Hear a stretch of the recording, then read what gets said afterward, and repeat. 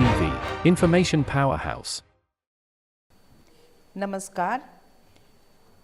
बिना दीवारों के घर मन्नू भंडारी जी के रचनाओं में से एक महत्वपूर्ण रचना के रूप में उभर कर सामने आता है। मन्नू भंडारी जी की रचनाओं में उन्होंने स्त्री, पारिवारिक जीवन, मानवीय संबंधों का बहुत अधिक उन्होंने सपोर्ट करते हुए मन्नू भंडारी जी ने अपनी रचनाओं में उसका प्रयोग किया है। और हमें आभार मानना चाहिए कि हम ऐसे लेखिका के द्वारा रचित रचनाओं को अपनी पाठ्यपुस्तक में शामिल करते हैं और पाठकों तक, बच्चों तक पहुंचाने की कोशिश करते हैं। बिना दीवारों के घर का अर्थ होता है जिस घर में दीवारें ना हो, जिस घर की दीवारें मजबूत न हो। यह एक आपसी सामंजस्य, सामाजिक पारिवारिक रिश्तों की एक कहानी है जिसको नाटक के रूप में मन्नू भंडारी जी द्वारा हम तक पहुंचाने की कोशिश की गई है।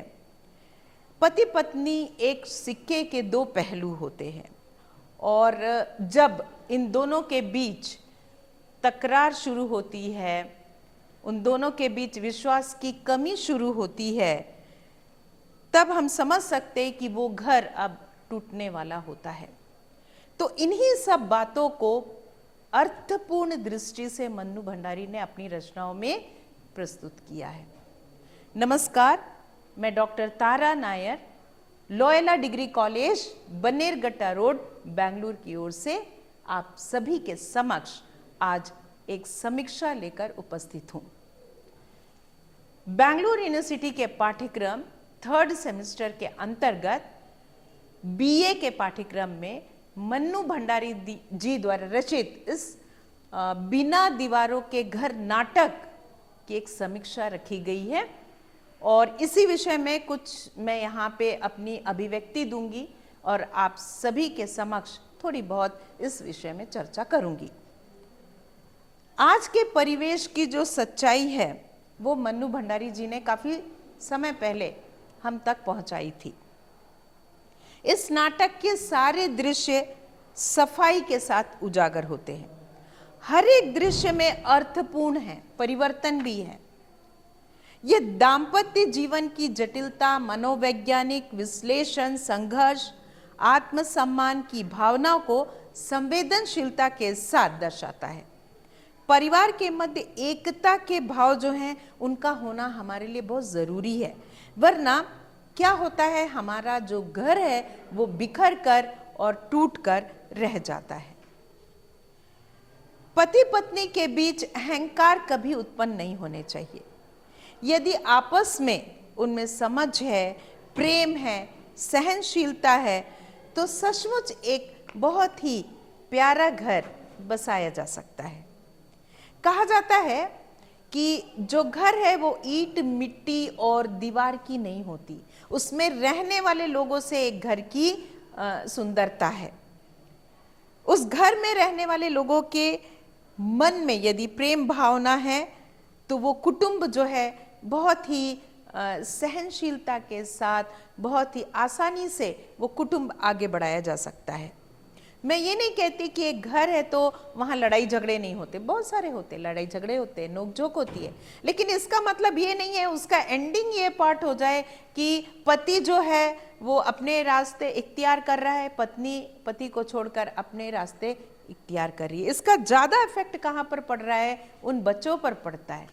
तो इस बात को हमें ध्यान में रखना है।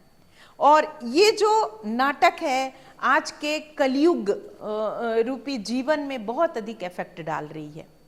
तो आइए हम बात करते हैं, अधिक समय ना लेते हुए थोड़े स्पीड के साथ, मन्नू भंडारी के नाटक बिना दीवारों के घर की ओर।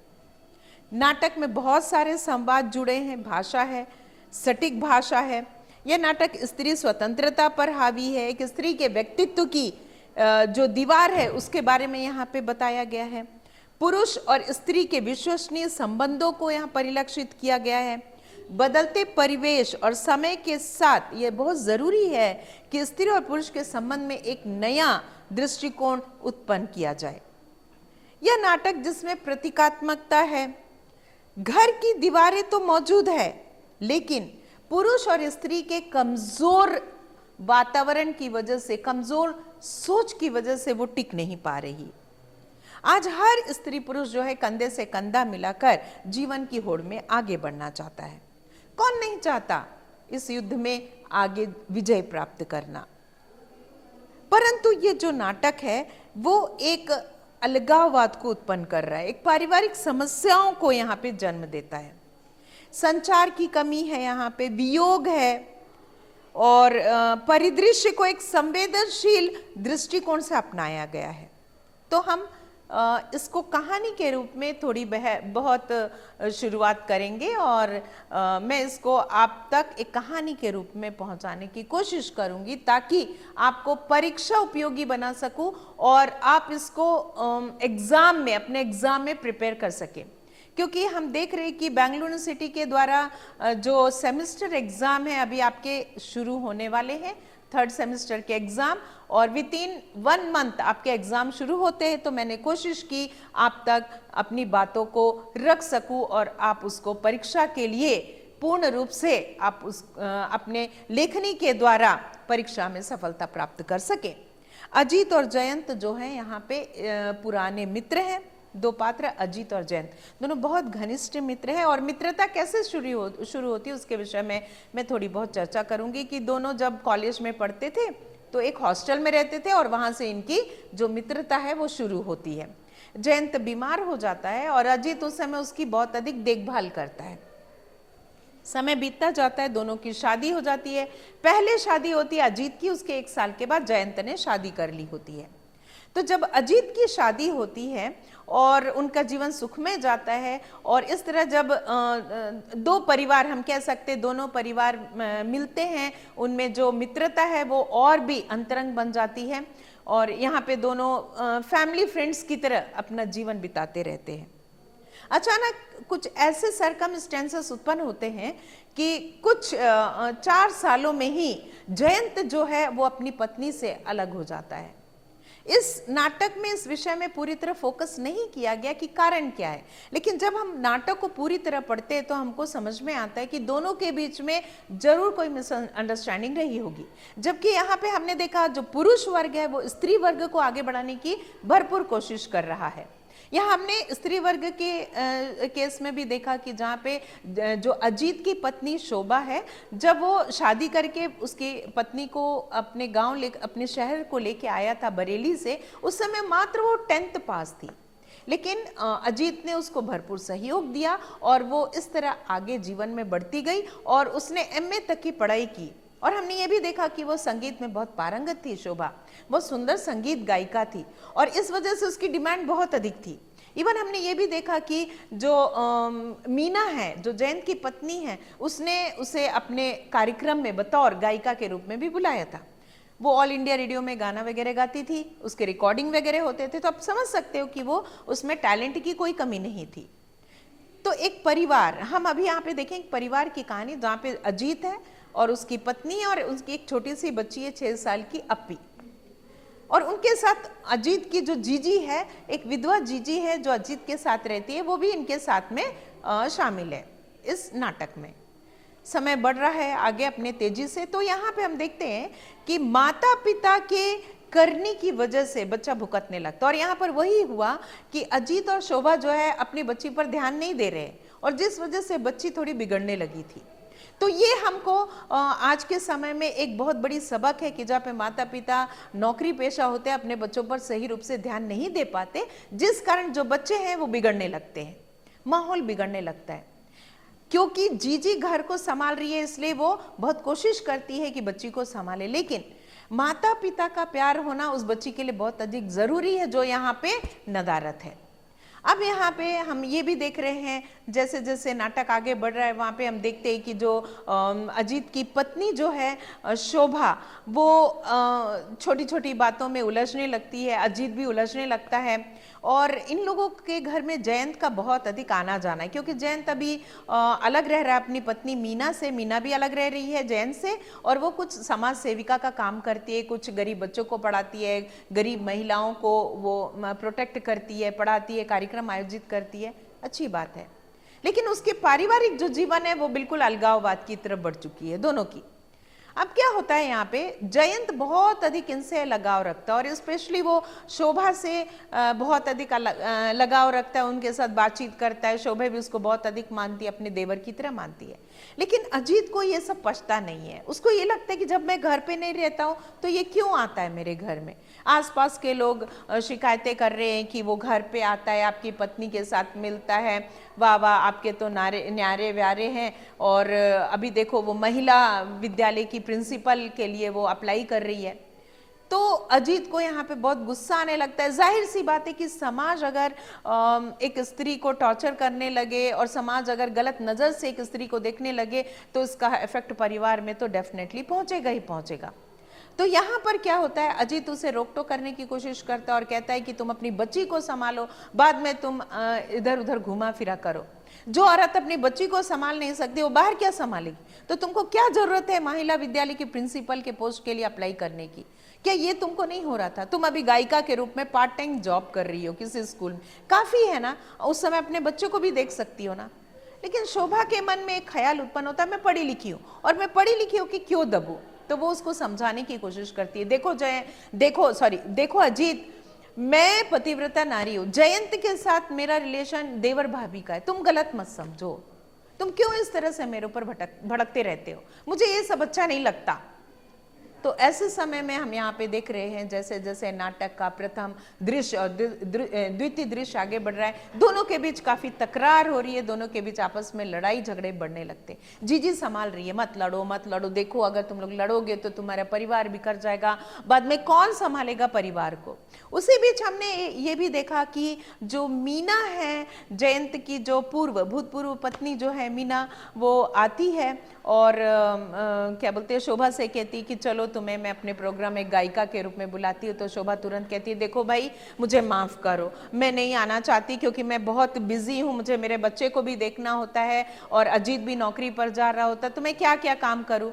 उसी समय मीना को थोड़ा लगता है कि ये क्यों ऐसे बात कर रही है, तो बोलती है ठीक है तुम चिंता ना करो बहन, मैं तुम्हारे पति से बात करूंगी, जैन से, वो मेरा अच्छा फ्रेंड है।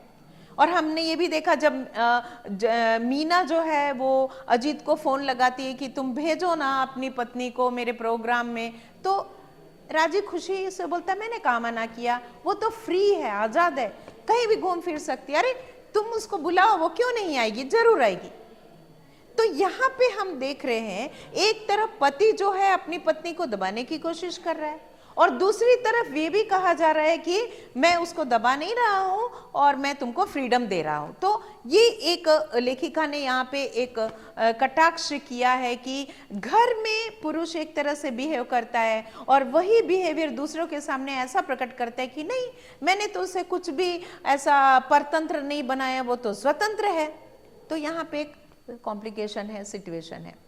अब क्या होता है, धीरे धीरे जो नाटक है आगे बढ़ने लगती है और हमने ये भी देखा कि वो गायिका के रूप में जाती है, शोभा गाना वगैरह भी गाती है, लेकिन यहाँ ये भी हम देख रहे हैं कि जो अजीत है जर्मन कंपनी में काम करता है जहाँ पे बहुत सारे काम है, उसको बहुत सारे डेलीगेट्स आते रहते हैं, उनके डायरेक्टर आते हैं, उनके बड़े बड़े ऑफिसर्स आते हैं जिनके साथ उनको मीटिंग वगैरह अटेंड करना पड़ता है, जिस वजह से देर रात हो जाती है और वो घर में आने में उसको परेशानियों का सामना करना पड़ रहा है। फिर क्या होता है, एक दिन अजीत डायरेक्ट बोलता है देखो शोभा, मुझे नौकरी करनी पड़ेगी, मुझे घर बचाना है, तुमको ही सैक्रिफाइस करना है। तो मैं यहाँ पे क्वेश्चन कर रही हूँ कि क्यों औरत ही घर को बचाने के लिए तुली रहती है, क्या आदमी का फर्ज नहीं है एडजस्ट करना? तो जब औरत, मैं यहाँ पे शोभा के लिए रिकमेंड नहीं कर रही हूँ, मैं जस्ट एक बात कह रही नॉर्मल कि एक बात हमें समझना है कि बैलेंस में रहना बहुत जरूरी है। जब औरत आदमी बैलेंस में रहेंगे तो जीवन क्या है, अच्छे से सुगमता से आगे बढ़ सकता है। यहाँ इस नाटक में उसकी कमी दिखाई गई है। एक बार क्या होता है कि शोभा को पता चलता है कि अजीत नौकरी छोड़ रहा है क्योंकि वो भी फ्रस्ट्रेट होने लगता है। यहाँ पे हम एक साइकोलॉजिकल इश्यू की बात देखते हैं। जो बीए के स्टूडेंट्स के लिए ये जो नाटक रखा गया है, यहाँ पे साइकोलॉजिकल थ्रू भी यहाँ पे ये बताया गया है कि वो बहुत डिप्रेस्ड होने लगता है, घर में तनाव बढ़ने लगते हैं और वो एकदम परेशान होने लगता है एक पुरुष वर्ग। तो ऐसे समय में वो क्या करता है, सडनली एक दिन कहता है कि मैंने रिसाइन कर दिया, और वो रिसाइन कर देता है जर्मन कंपनी को और बर्मा शेल कंपनी की ओर उसका झुकाव, मतलब वो बर्मा शेल को अटेंड करने की कोशिश करता है।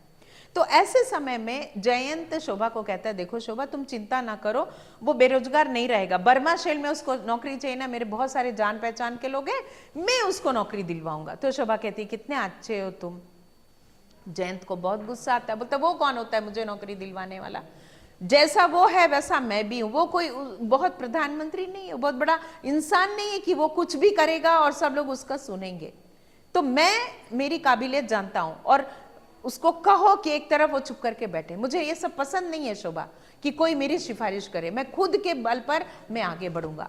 लेकिन शोभा को पता है कि अजीत से कुछ होने वाला नहीं है, वो डिप्रेशन में, तो क्या करती है, वो जयंत का सहारा लेके पीछे पीछे वो क्या करती है, उसके लिए कोशिश करती है कि उसे नौकरी मिल जाए। और हम यहाँ पे देखते हैं कि जयंत हेल्प भी करता है और किसी का हेल्प लेके इसको बर्मा शेल में नौकरी भी मिल जाती है। लेकिन ये बात अजीत को नहीं पता होती है कि किसी ने उसका हेल्प किया है, किसी ने उसकी हेल्प की है। बाद में क्या होता है कि अजीत इसी खुशखबरी को मतलब ये बहुत खुश हो जाता है और सभी लोगों में ये जो है सभी लोगों के साथ में वो एंजॉय करने की कोशिश, बुलाने की कोशिश करता है घर में कि ताकि सभी इकट्ठे हो, पार्टी हो। तो वो उसकी पत्नी भी साथ देती है, शोभा बोलती ठीक है चलो हम पार्टी करेंगे और लोगों को बुलाएंगे। लेकिन उसके पीछे का जो भयंकर बैकअप था उनको समझ में नहीं आ रहा था। बाद में उन्होंने काफी सारे लोगों को इकट्ठा किया, जिसमें मिस्टर शुक्ला, मिसेस शुक्ला और उनके बहुत सारे फ्रेंड्स आने लगे। लेकिन इस पार्टी में हम देखते कि सब लोग किसको टारगेट किए हुए हैं, शोभा को। कहते वाह अजीत तुम तो बहुत लकी हो, तुम्हें ऐसी पत्नी मिली, तुमने उसको उतना फ्रीडम दिए हुआ, देखो उसने चाहा इसलिए तुमको बर्मा शेल में नौकरी मिल गई। अजीत सुन सुन के पक जाता है, यहाँ पे और भी परेशान होता है। जब पार्टी वार्टी खत्म हो जाती है तो सब लोग घर की ओर चले जाते हैं। उसी भी जयंत को ये बुलाती है जीजी कि तुमको आना पड़ेगा, लेकिन जयंत को समझ में आता है कि उसे अवॉइड किया जा रहा है उस घर में, तो वो फोन में मना कर देता है कि मैं नहीं आऊंगा। लेकिन जीजी बोलते अगर तुम नहीं आओगे खबरदार तो ठीक नहीं होगा। तो जयंत आता है, लेकिन जब जयंत आता तो सब उस पर टूट पड़ते और कहने लगते वाह जयंत तुम्हारी तो वारे न्यारे हैं, चलो तुम तो बड़े मौज में हो। तो जयंत को थोड़ा बहुत समझ में आता है कि गलत रिलेशन को लेके समाज बात कर रही है। फिर हम यहाँ पे देखते हैं कि सब लोग अपने घर को चले जाते हैं पार्टी खत्म करने के बाद में, और जयंत भी घर को चले जाता है। लेकिन पति पत्नी में वापस से तकरार शुरू होती है और अजीत बोलता है अब तुम्हें और कुछ बाकी है सुनना कहना, जो भी था सारी कसर तो निकल गई। इस पार्टी में सब लोगों ने हमें दोष दे दिया, सब लोगों को समझ में आ गया कि मैं क्या हूं, मुझे तुमने बिल्कुल पीछे कर दिया है और तुम आगे बढ़ गई हो, क्योंकि अभी सब लोगों की नजर में मैं गिर चुका हूं और तुम सब लोगों की नजर में बहुत आगे हो। सब लोग कह रहे हैं कि जयंत की वजह से मुझे नौकरी मिली है, मेरी तकदीर इतनी बुरी है। और ऐसा कह के वो बहुत दुखी होता है और जीजी भी बहुत दुखी होने लगती है, शोभा को भी बहुत दुख होता है। तो शोभा बोलती है तुम अनाप शनाप बोल रहे हो, हम दोनों के संबंध को लेकर तुम गलत ठहरा रहे हो, जबकि हमारे बीच कोई संबंध नहीं है। तुम क्यों नहीं कोशिश करते ये समझने के लिए कि हम पति पत्नी हैं, उससे मुझे कोई मतलब नहीं है, वो आपका दोस्त है, आपका जिगरी दोस्त है, इसीलिए सिर्फ मैं उसको रिस्पेक्ट देती हूँ, सम्मान देती हूँ। और जोरदार लड़ाई होने के बाद में जो शोभा है वो कहती है मैं अभी इस घर को छोड़ के यहाँ से निकल जाऊंगी। और हमने देखा लास्ट पार्ट में जो दृश्य में कि शोभा जो है वो घर छोड़ के निकल जाती है। लेकिन यहाँ पे वो अप्पी को लेकर जाना चाहती थी। बीच में हमने ये भी देखा कि इतनी फ्रस्ट्रेट हो रही है वो लेडी कि वो कह रही है कि मुझे अप्पी के साथ घूमने फिरने जाना है, मैं उसको एज अ माँ बतौर मैं उसको देहरादून दार्जिलिंग वगैरह लेके जाना चाहती हूँ, लेकिन वो सपने भी उसके पूरे नहीं हो पाते।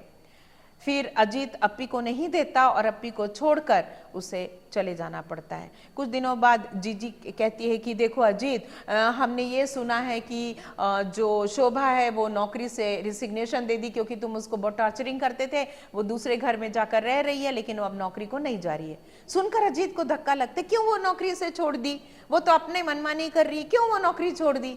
लेकिन इसका आंसर अब किसी के पास नहीं था, क्योंकि शोभा भी बहुत फ्रस्ट्रेट हो गई थी अपने पति के गलत बर्ताव से, क्योंकि उसको पता है कि वो सही है लेकिन वो मानने को तैयार नहीं है। यहाँ पे हमने देखा कि परिवार की जो खटक है वो बहुत ज़्यादा कड़वी होते जा रही थी। फिर हम ये देखते हैं कि बीच में अपी बीमार हो गई। लास्ट दृश्य की मैं बात कर रही हूँ। तो अपी बीमार हो जाती है और बीमार होने के बाद इनको बुलाया जाता है वहाँ पे। जीजी बोलती है शोभा को, शोभा अपी बहुत बीमार है, तुम वापस आ जाओ। तो शोभा दौड़कर, बच्ची तो बच्ची है, शोभा दौड़कर आती है, बच्ची को दोनों हॉस्पिटल वगैरह लेके जाते पति पत्नी। तो अजीत और शोभा के मन में थोड़ी बहुत प्रेम उभरने लगती है कि ठीक है चलो अब तो हमारा जीवन सुधरेगा।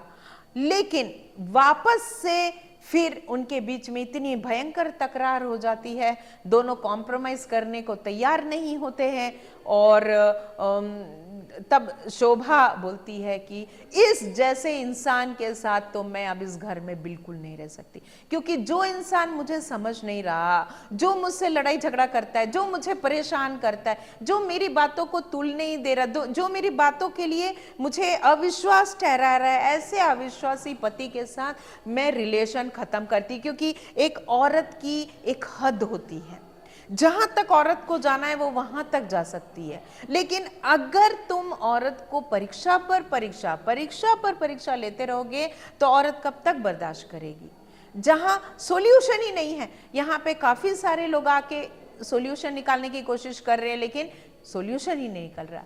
जीजी जो एक मजबूत कड़ी के रूप में इनके बीच में रो रही है कि भाई तुम अपने घर को संभाल लो, तुम लोग डिवोर्स मत करो, प्यार से रहो, लेकिन नहीं मानती। और बाद में अजीत स्ट्रिक्ट बोल देता है कि मैं तुम्हें अपी नहीं दूंगा, ये मेरी बच्ची है, मैं इसे पालूंगा। तो शोभा बोलती है कि मैं भी इसे पालूंगी। तब ये बोलता है, अजीत बोलता है कि नहीं तुम्हें तो नौकरी नहीं है, तुमने तो नौकरी छोड़ दी। उसने बोला मेरी नौकरी की तुम चिंता मत करो, मैं बिना नौकरी के भी मेरी बच्ची को पालूंगी। लेकिन इतनी लड़ाई हो जाती है लास्ट एपिसोड में कि दोनों में इतना मनमुटाव हो जाता है कि वापस शोभा को अपने सूटकेस को बांधना पड़ता है, वो उस घर को छोड़कर अकेली ही निकल जाती है। तो बहुत दर्दनाक दुखद एक घटना के रूप में हम इसको देख सकते हैं। अब मेरा प्रश्न यही है यहाँ पे मन्नू भंडारी जी से, क्योंकि मैं जानती हूँ कि बहुत सधी हुई लेखिका है। कभी भी, जैसे मेरी एक छोटी सी सलाह है कि कभी भी हम किसी कहानी को चूज करते हैं तो हमेशा पॉजिटिव की ओर हमें जाना है। अगर हम नेगेटिविटी की ओर जाने लगते हैं, मैं मानती हूँ कि यहाँ पे एक सच्चाई है, लेकिन जब हम नेगेटिविटी की ओर जाने लगते हैं तो आने वाले जनरेशन और पढ़ने वाले पाठकों पर उसका गलत असर पड़ता है, वो दुख हो जाता है। तो यही दुख के साथ इस नाटक का जो है अंत होता है। तो एक दुखदाई घटना है कि जो शोभा है बेचारी घर से निकलकर चली जाती है। मैं बेचारी तो नहीं कहूँगी क्योंकि कोई औरत बेचारी नहीं होती है। आजकल की औरतें जो है वो मजबूत हैं, अपने पैरों पर खड़ी हैं, समझदार हैं, जीवन में आगे बढ़ रही हैं। यहाँ पर एक और दृश्य हमने देखा जयंत और मीना का, जहाँ पे अविश्वास की भावना के कारण दोनों अलग हो गए। तो मेरा यही है आज के जनरेशन से कि आप लोग कोशिश करो एक परिवार बचे। एक परिवार जब टूटने लगता है उसका दर्द बहुत बुरा होता है और ये नहीं होना चाहिए जीवन में। हमेशा हमें जीवन को बैलेंस करके आगे बढ़ना है, हमेशा पॉजिटिव थिंक लेके आगे बढ़ना है। मैं मानती हूँ बहुत सारी कमियां पुरुषों में होती, बहुत सारी कमियां स्त्रियों में होती है, लेकिन अगर हम इस कमियों को गिनाने लगे तो जीवन जो है वो बर्बादी की तरफ चले जाता है। तो यहाँ पे इसी बातों को बहुत ही सजगता के साथ और बहुत सुंदरता और बहुत वियोगपूर्ण संयोग से वियोग की ओर इन्होंने ढाल दिया है। मन्नू भंडारी जी के विषय में मैं यही कहूँगी कि वो एक सधी लेखिका है, जीवन को उन्होंने बहुत करीब से अनुभव किया है। आज के युग के लिए एक ऐसा नाटक है जो पारिवारिक सच्चाई को साफ शब्दों में दर्शाता है। ये दर्शाता है कि एक परिवार को टूटने में बहुत अधिक समय नहीं लगता, इसलिए परिवार की सोच को मजबूत होना बहुत जरूरी है। यहाँ जीजी ने बहुत पॉजिटिव थिंक किया था, जो उच्च सोच रखती थी, घर को बचाना चाहती थी और कोशिश करती रही कि घर पर कोई आँच ना आए। यही वजह कि अपी का ख्याल करते करते वो यही सोचने लगी थी कि पति और पत्नी को भी तो इनके साथ रहना बहुत ज़रूरी है। और इनके पढ़ाई लिखाई के बारे में अगर हम देखें तो अजीत LLB किया हुआ था, मीना MA की थी, है ना, जो बालीगंज में रहती थी अमित के साथ, लेकिन जयंत के साथ, लेकिन बालीगंज छोड़ चुकी थी वो। शोभा जो थी बरेली शहर की थी, पढ़ने लिखने के लिए वो अपने पति के पास कानपुर आई। और जीजी जो है वो भी पढ़ने लिखने के उद्देश्य से, उनके पति बचपन में ही मर गए थे, तो पढ़ने लिखने का उद्देश्य रखती थी, लेकिन समाज के डर से उनके पिता ने उनको नहीं पढ़ाया। तो ये सारी बातें जो हैं मनोवैज्ञानिक सोच, संवेदनशीलता के साथ लेखिका ने यहाँ पे प्रस्तुत की है। आइए हम अब एग्जाम के विषय में हमारे जो समीक्षा तो हो गई, अब मैं एग्जाम के विषय में बात करूंगी। यहाँ पे बच्चों के एग्जाम में आपको जो है निम्नलिखित प्रश्नों के उत्तर चुनकर लिखिए आएगा, जिसमें से आप बहुत ही सरलता के साथ, अगर आपको पार्ट बाय पार्ट कहानी जो नाटक है वो कहानी के रूप में पता है, तो आप आराम से चूज करके जो MCQ क्वेश्चंस जो हैं वो बना सकते हैं। तो हमारे पाठ्यक्रम में MCQ क्वेश्चंस जो दिए गए हैं वो बच्चों की भलाई के लिए दिए गए हैं, वो सरलता से उसको अपना ले और अच्छे अंकों से पास हो सके। दूसरा, हम जाते हैं ससंदर्भ स्पष्टीकरण की तरफ, जहाँ पे आपको उसको संदर्भ सहित स्पष्ट करना पड़ेगा, व्याख्या करनी पड़ेगी उस लाइन की, उस पंक्तियों की। फिर हम जाते हैं लॉन्ग क्वेश्चन आंसर में, जिसमें आप सारांश को ज़्यादा बल दीजिए। जो नाटक है उसमें सारांश के रूप में आप उसको लिखने की कोशिश कीजिए, विशेषताओं को बताइए। फिर हम जाते टिप्पणी में। तो टिप्पणी में बहुत सारे जो कैरेक्टर दिए गए हैं, जैसे कि हम लेंगे शोभा को, जयंत को, अजीत को, जीजी को, मीना को, तो बहुत सारे कैरेक्टर है जिसको आपको टिप्पणी के रूप में लिखने के लिए आ सकते हैं। तो कहानी जो है, जो नाटक जो है बहुत खूबसूरत है। खूबसूरत मतलब, मेरा कहने का मतलब, बहुत सरलतम शब्दों का प्रयोग करते हुए इसको बेंगलुरु यूनिवर्सिटी के जो BOS टीम ने आप तक पहुंचाने की कोशिश की है। तो मैं आज के जो इस एपिसोड को यहीं पे ख़त्म करूंगी, क्योंकि काफ़ी लोगों की डिमांड थी कि बिना दीवारों के घर जो है उनको एक बार और मतलब उनकी समीक्षा के रूप में उनको उसकी प्रस्तुतिकरण की उनको ज़रूरत है। तो मैंने उन्हीं बातों को मद्देनज़र रखते हुए ये प्रस्तुतिकरण, छोटा सा प्रस्तुतिकरण आपके सामने दिया। मैं doctor Tara Nair, Loyola degree college, Bannerghatta road, Bengaluru की ओर से आप सभी को एक बार फिर प्रणाम करती हूँ। सप्रेम जो मैंने भेंट किया मन्नू भंडारी जी के द्वारा रचित ये बिना दीवारों के घर नाटक की समीक्षा, तो आप सभी को ये पसंद आएगा। इसी उद्देश्य से आज मुझे इस सभा में इजाजत दीजिए। फिर से मैं मिलूंगी, जल्दी ही आपके सामने आऊंगी। नमस्कार।